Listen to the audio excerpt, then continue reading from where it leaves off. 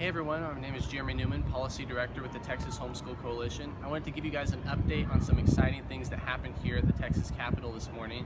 THSC was working on two bills that were on the House floor today. Both of them have already come through the Senate.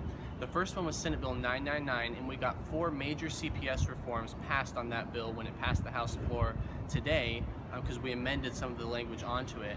Those 4 provisions that we added, the first one is raising the requirements that have to be found before the court can remove a child in a non-emergency circumstance. Because right now the statute doesn't require that there actually be a risk of harm to the child before that removal can take place. And so the language that THSC added into that bill fixes that problem.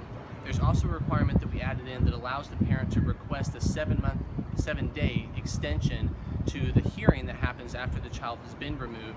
Because right now it's common practice in CPS to not give the parent all of the information they need to defend themselves at that hearing until sometimes the day before the hearing. And so this would give the parents the time to prepare in that type of situation.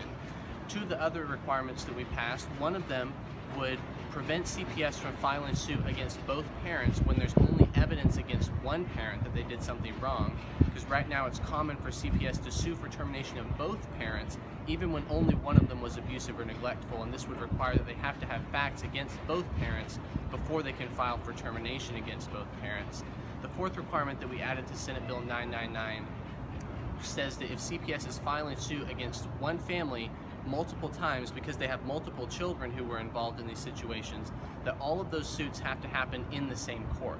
Because it's common right now for a single family to have to defend themselves in multiple courts at the same time because each child involved in the situation has been sued and brought to a different court.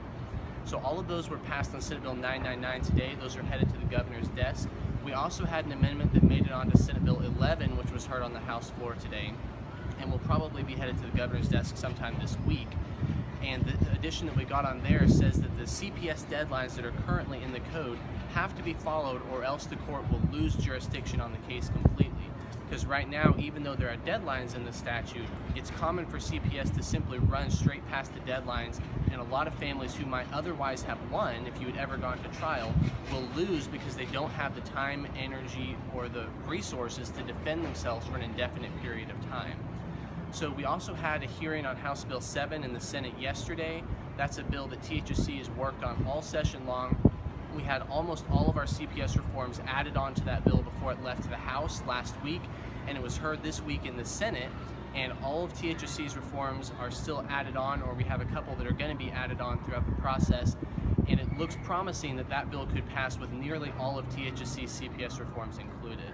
So I want to thank you guys for all of the support that you've given us. Ask for your continued support. We're going to continue working on these issues during the remainder of the legislative session so that we can continue our work in keeping Texas families free. Thank you.